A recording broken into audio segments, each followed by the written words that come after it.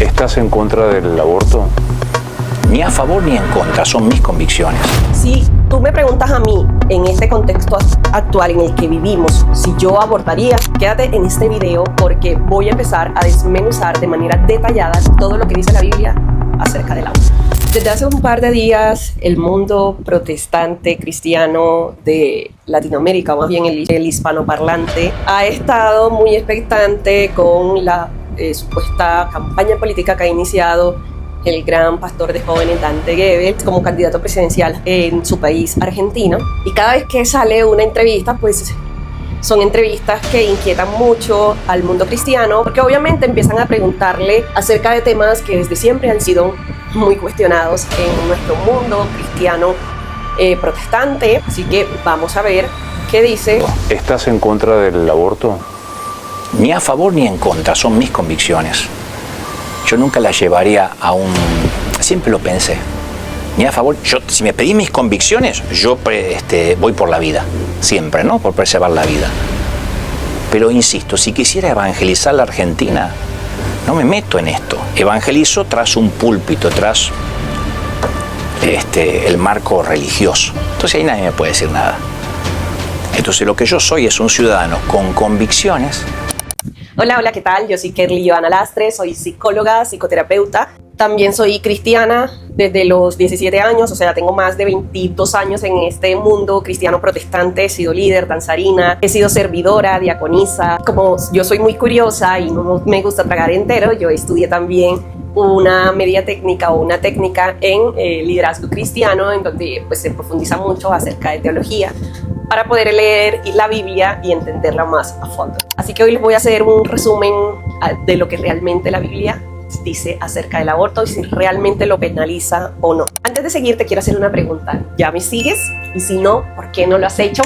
Todo esto me permite a mí poder seguir invirtiendo el tiempo y el espacio y en recursos para seguir trayéndote esta información de manera más sencilla.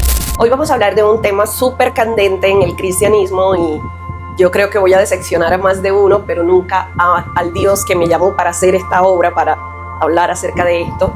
En este video te voy a detallar cada uno de los versículos que normalmente se usan del texto bíblico para penalizar el aborto.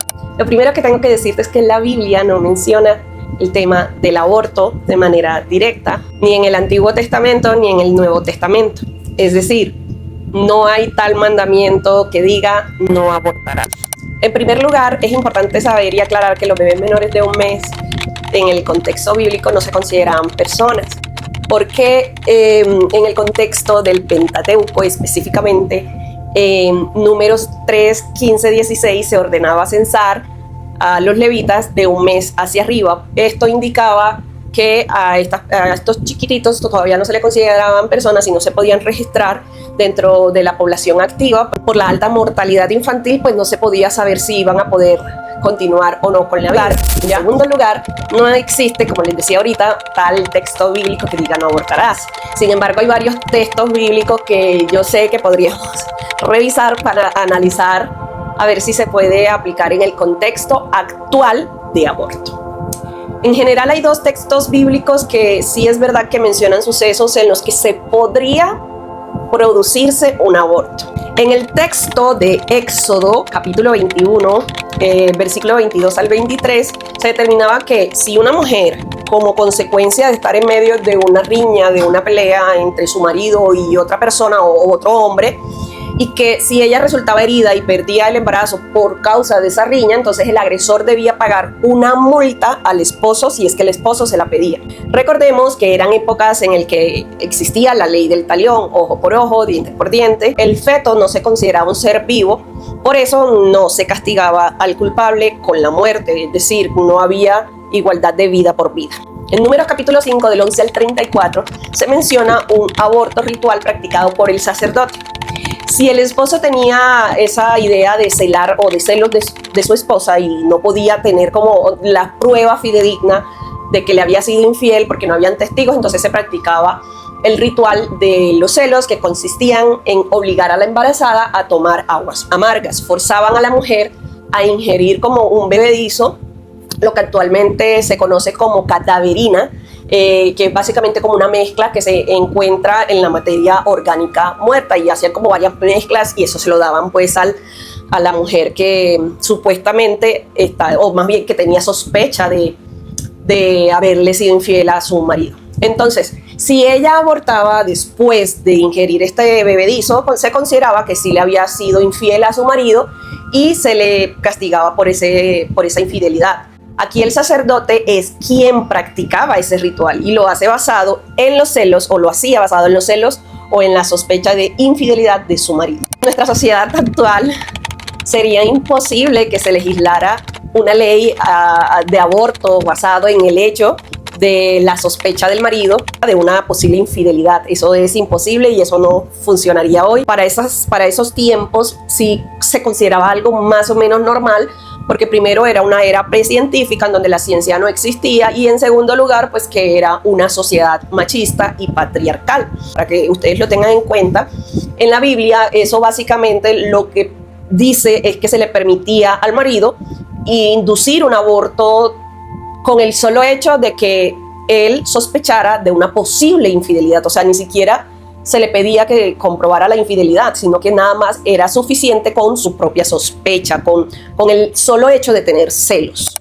Ahora bien, en el Nuevo Testamento hay una sola mención de la palabra aborto, en 1 Corintios capítulo 15, versículo 8, en la que Pablo se atribuye de manera metafórica como el último lugar entre los apóstoles. En tercer lugar, la Biblia no dice con exactitud desde cuándo empieza la humanidad. No estamos hablando de la vida como tal, sino desde cuándo se considera que un feto dentro del vientre materno se hace humano. O sea, realmente la Biblia no dice nada al respecto. En el Antiguo Testamento sí se hace una referencia a lo que hoy entendemos como embrión. Una sola vez se menciona, y es en el versículo 16 del Salmo 139. La palabra hebrea que se utiliza allí es Helén, y aparece, como les decía, una sola vez en el texto bíblico. Y esta palabra Helén, en ese contexto o en ese texto bíblico, se refiere a una sustancia incompleta, imperfecta, que se traduce actualmente como feto o embrión.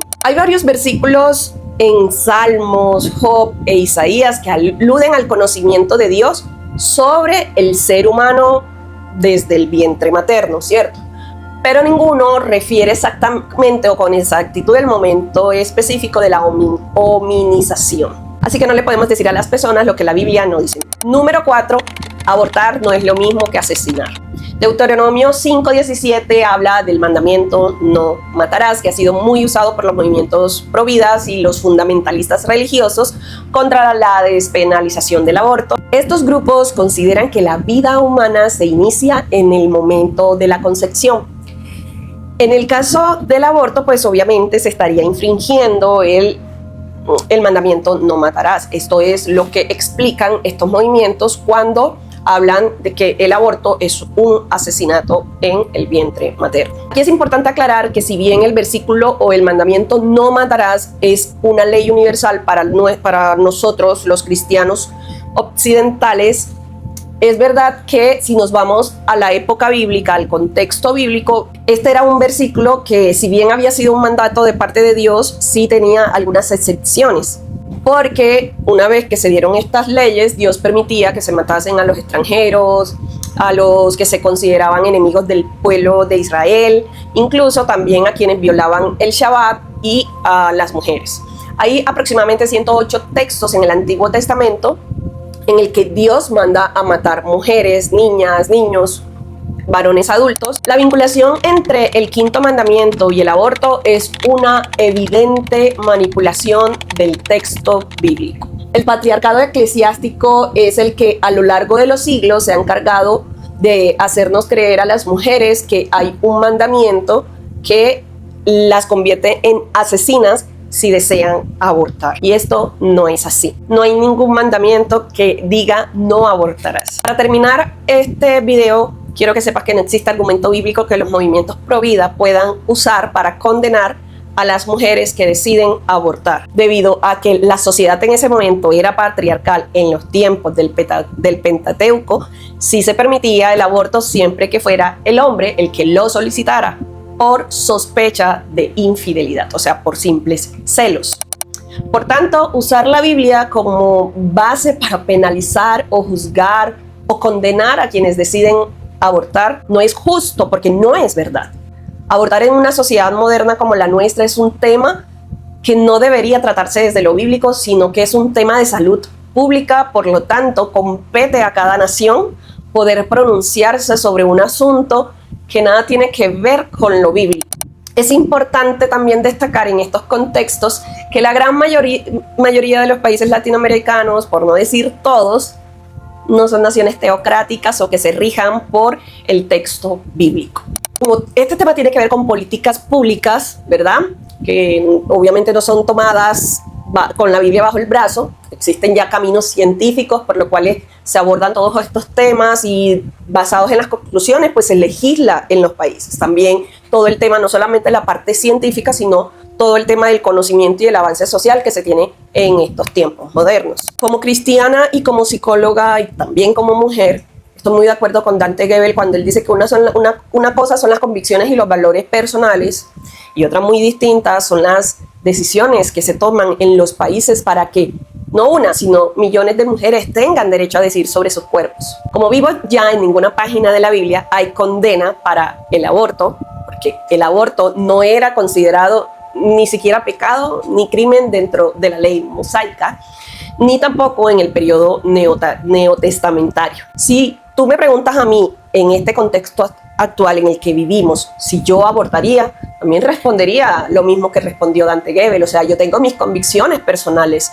pero yo no voy a legislar ni voy a juzgar a las demás personas por esas convicciones personales que yo tengo. O sea, yo sé que a muchas personas cristianas les da miedo hablar de frente acerca de estos temas porque consideran o tienen las creencias de que si yo digo que el aborto no es pecado, entonces ya mañana van a ir millones de mujeres a abortar. No, eso no es así. Quiero explicarte, si tú tienes esa convicción o esa creencia, que tomar la decisión de abortar para una mujer es de las decisiones más difíciles y más complejas. Así que las comunidades cristianas debemos callar ante esas decisiones que son muy personales. En Colombia actualmente está despenalizado el aborto hasta las 24 semanas. Esto quiere decir que la mujer puede tomar una decisión hasta ese tiempo y tiene el derecho de ir a una institución médica a que le practiquen un aborto seguro. Ahora bien, es un hecho de que está despenalizado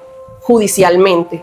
Sin embargo, existe todavía una pena más fuerte y es la pena social, moral y religiosa que invade a cada mujer, y a mí eso me parece lo más injusto.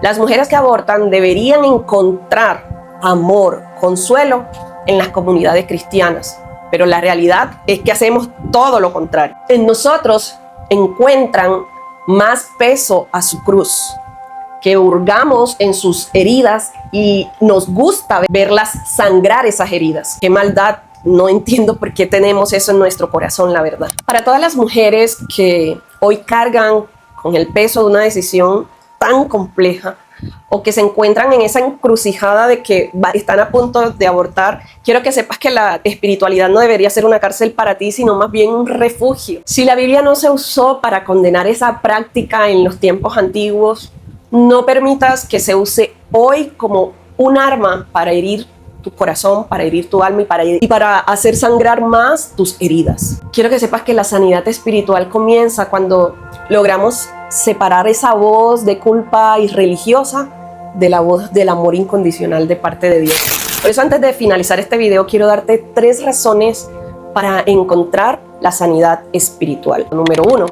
El Dios que yo conozco, que conocí a mis 17 años, es un Dios de amor que abraza, no es un Dios que señala, que fue capaz de morir por ti con tal de que tú no fueras juzgada por ninguno de los pecados que cometiste antes ni los que vas a cometer en el futuro. La esencia del mensaje de Cristo es la restauración. Si hoy te sientes juzgada por las estructuras religiosas humanas, recuerda que Dios conoce tu contexto, tus miedos, tus razones y las circunstancias que te obligaron a cometer un aborto. Dios no es un juez con un código penal en la mano que quiere venir a juzgarte, sino es la presencia que te acompaña en los procesos más difíciles de tu vida. No hay cruz que debas cargar sola, ni castigo divino esperándote después que tomes la decisión. Hay en cambio una invitación a encontrar la paz que tanto necesitas. En segundo lugar, quiero que pases de la culpa a la paz profunda. La sanidad espiritual ocurre cuando entiendes que tu valor como mujer o como ser humano no se ve disminuido por esa decisión de salud pública o personal que tuviste que tomar. Y esa decisión tampoco va a definir ni tu relación ni tu bondad. Así que sanar significa soltar ese mandato patriarcal que te exige sufrir para pagar tu deuda por tu libertad. Tú tienes derecho a la paz, a la alegría, a resignificar eso que ocurrió y a un futuro sin sombras de dolores impuestos por otras personas. Número 3. Tu cuerpo es un territorio sagrado. Espiritualmente, la mayor verdad es que tú eres la persona que administra tu propia vida.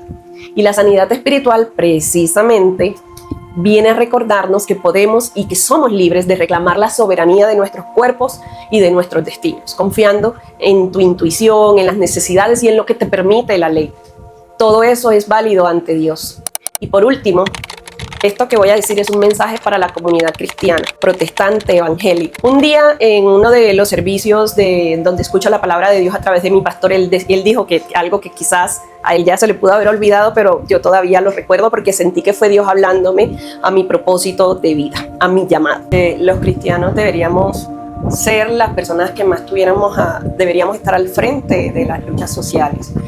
Tal vez a mi pastor se le haya olvidado ya, pero creo que eso conectó con mi llamado, con el propósito que Dios me ha entregado, y eso conectó conmigo de tal manera que yo nunca lo he olvidado. Se hace necesario recordar en estos tiempos que los cristianos, las cristianas, estamos llamados a llevar las cargas los unos de los otros. Así que nuestro único papel en este contexto es el amor radical de ese Jesús que nos dio el ejemplo en la cruz. Vamos a quitarnos esas piedras de juicio y vamos a dar abrazos de consuelo a estas personas. Que ninguna mujer se sienta exiliada de la gracia y de las comunidades cristianas por haber tomado la difícil decisión que consideró necesaria en su vida. Recordemos, por favor, que si una mujer decide abortar es porque también hubo un hombre que le falló, una sociedad entera y unas políticas públicas que también le falló. Así que, ¿quién eres tú? ¿Quién soy yo para juzgar? ¿En qué momento Jesús nos dio el papel de juzgar? Si es precisamente murió para que no fuéramos juzgados. Y recuerda siempre, mujer que me escuchas, tu proceso es sagrado, tu paz fue la prioridad de Dios y no hay nada en este mundo, ni la ley humana, ni siquiera la interpretación religiosa que pueda separarte del amor y de la dignidad que te pertenecen por el simple hecho de existir. Quiero que para terminar repitas conmigo esta sencilla oración. Soy libre, soy amada y Jesús me salvó. Nos vemos en el próximo video. Chao, chao.